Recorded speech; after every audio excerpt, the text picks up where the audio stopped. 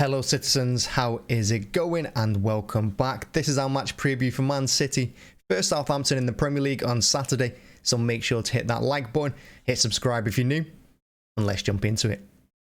So first things first, let's dive in. The back four, it's the most interesting area of the team at the moment. You never really know what back four he's going to go with. He surprised me in the Derby game, and then he brought back arguably probably our first choice centre-half pairing for the FC Copenhagen game. But right now, Walker's injured. Walker is out at least up until the World Cup. And you got to say, the back four now, the only really one that's going to start pretty much every single game, or the one you would put in every game, is Cancelo. Cancelo's either going to play right back or left back. The other three, I think it's entirely up for grabs, and it's whoever's performing well at the time. Now, I will say, Cancelo is probably most likely going to start this game at right back.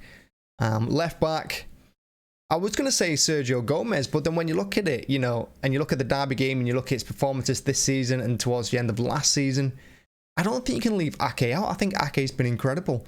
I really do. He's been phenomenal. So I'm going to say that he's probably going to put Ake left back, because Ake also gives us a bit more strength. And he is good on the ball. He is quite quick as well. He's not as good going forward as Gomez, but I think Pep's going to want a bit more strength back there, and another one that's going to go back more than what Cancelo is on the other side. So I reckon he'll go Ake left back. Now at centre half, like I said in the Derby game, he played Akanji and he played Ake, both phenomenal in that first half. But then you look at the FC Copenhagen game and he brought Diaz back, he brought Laporte back. Both of them needed minutes, both of them have been out injured. And it was really nice to see them both, and I thought they both did really well, particularly Diaz. I thought he had a brilliant game against Copenhagen. So, is he likely to start with them two? I think he's probably going to go with Akanji, because Akanji, since he's come in, he's not done a foot wrong for me. He's been brilliant in every single game. He's quick. He's good with both feet. He can drive out a defense. We see him pretty much every single game going 20, 30 yards at least twice a game with the ball, going over the halfway line, going into the opposition final third. So you got to say that Akanji, how can you leave him out? But then that leaves Diaz and Laporte, and I think he'll go with Diaz. I really do. I think Diaz is probably the one over the last couple of years that's been the most solid at the back. He's been that leader in the back four, you got to say. So I think he's going to go with Diaz and Akanji in this game. But with Pep and with the back four, no one's really stepping out of line. No one's playing poorly. So it's a toss-up, isn't it? Like I said, that's the most interesting area of the team right now, because that's the one you really can't put your finger on who's going to start. But I would be surprised if he doesn't start Akanji, and I would be surprised if he didn't start Ake with how well they're playing. Now going into midfield, obviously Rodri's been injured, and Gundogan, I thought he was going to struggle against United. I really did in that centre defensive role. Not because I think he's a bad player or because I think he's the weakest one in that midfield, but just because, he's not got the Rodri height, he's not got his strength. But I will say, he cleaned up everything in that game. And if you look at the FC Copenhagen game again, he's one of the standout performers. Him, Diaz and Laporte, right in the middle of the park. They cleaned everything. They stopped everything that came their way. Gundogan was incredible that game. Winning headers. He was strong. He's winning every 50-50.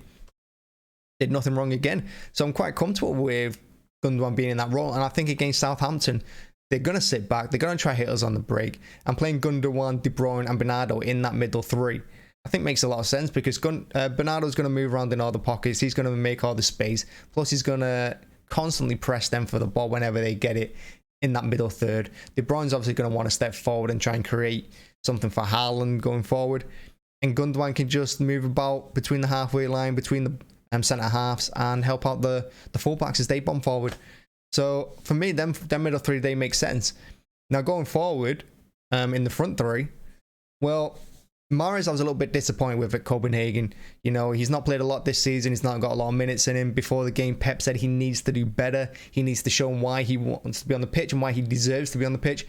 And I don't think he's done it. I think when he gets the ball, I think he doesn't look as aggressive going forward as Foden and Grealish do. He doesn't look as confident. He's always wanting to go backward instead. He doesn't really take on his man anymore. So I think Mahrez not playing in this game again would make sense. But then again, if Pep wanted to give him minutes, this is probably one of the few games coming up this month that he'd do it in. But I don't think he will. I think the Premier League is super important to us. I think Pep wants to win it a third year in a row. We all want to win it a third year in a row. And I think he's going to play Foden there. And Foden, again, you can't leave him out. Yeah, he had a rough start to the season, I'd say. I don't think he was up to full speed. You know, other players came in and they were at it right from the beginning. He wasn't one of them. But I will say that he always gives the work rate. He always gives effort. You know, he plays for the badge. He's a lifelong City fan. You know, so why would he not? And in the derby game, he was absolutely quality. He really was. And he had a great game against Wolves before the international break. You can't leave Foden out. And on the other side, you can't leave Grealish out either, because Grealish, you know, the last few games, he's been phenomenal. He said in an interview that he needs to do better. I think it was the Wolves game, you know. He scored in that game and he said he knows he has to score more. He needs to assist more. Okay, the United game, you know, he possibly deserved the goal because I thought he was wonderful going forward. You know, he had the United defence all over the place. Probably deserved the goal. And same against Copenhagen. I thought he deserved something. You know, he deserved the goal. He deserved more than what he got out of that game. He was incredible in that game as well. So Grealish for me has to start on the left. And that leaves Haaland up front. Obviously, the front three I wouldn't change from the United game. I really wouldn't. And I wouldn't change it from the Wolves game. I think going forward, that is probably our best front three at the moment. And yeah, Haaland, you know, he's got a chance here to get 4 hat-tricks in 4 home games, in 4 successive home games, which is a joke, to be honest with you. He's already the first player to do it in 3, doing 4, and I wouldn't put it past him. He was probably going to get a hat-trick against Copenhagen the other night in the Champions League if Pep hadn't taken him off at half-time. And that's one of the things about Pep this season, is that you can see he means business. You can see he's hungry. You know, his contract's running out. Will he stay? Will he not? There's a lot of talk about it. But look at what Pep's doing. You know, we're playing FC Copenhagen in a game we're probably going to win anyway, comfortably win. And he's playing Haaland just to make sure that we've won it by half time so we can take off the gas in the second half.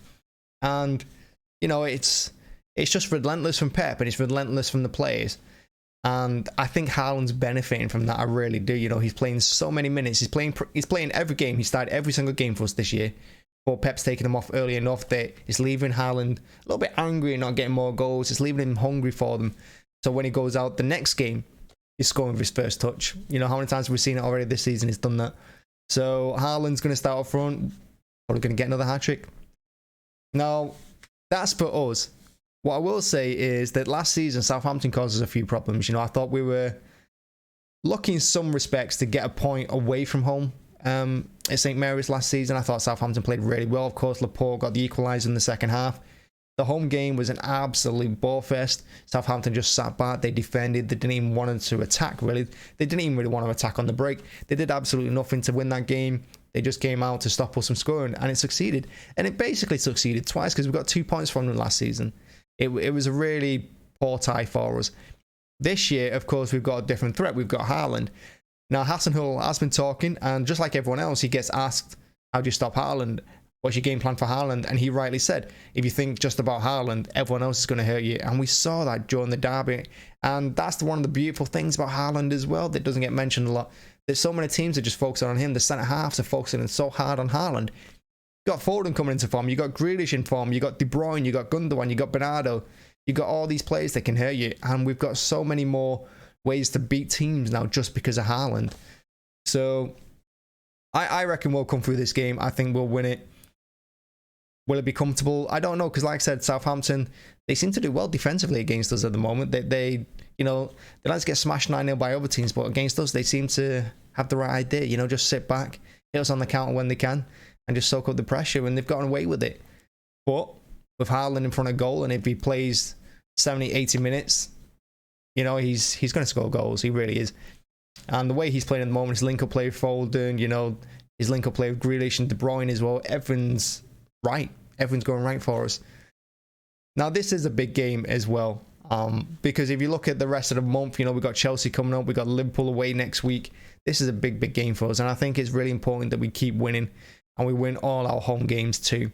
Because with Liverpool next week, yeah, you can argue that they're not in form, but you don't want to see us drop form the week beforehand. You really don't. We've got Southampton this game, we've got Copenhagen on Wednesday, or Tuesday, I think it is. And we've got to win these 2 games, go in next weekend nice and strong, because the big problem for me next week is no Walker. So defensively, we need to be solid. Defensively, I want to see us keep clean sheets. Defensively, I want to see us perform a little bit better and not letting 3 sloppy goals when we've already won the game, for instance, against United, because they didn't deserve 3 goals in that game. I want us to be more like Copenhagen, where we just absolutely dominate that midfield. We don't let anything past. And yeah, we shut them out. That's what I want from this game. We'll see if it happens. So yeah, that's on Saturday, City against Southampton. I'm going to go to the game. I'm going to be there, say hi if you see me around. And yeah, let me know in the comments what you think the score is going to be and how many Haaland is going to score. So in advance to any Southampton fans. Hit that like button, hit subscribe. As always, see you again. Bye-bye.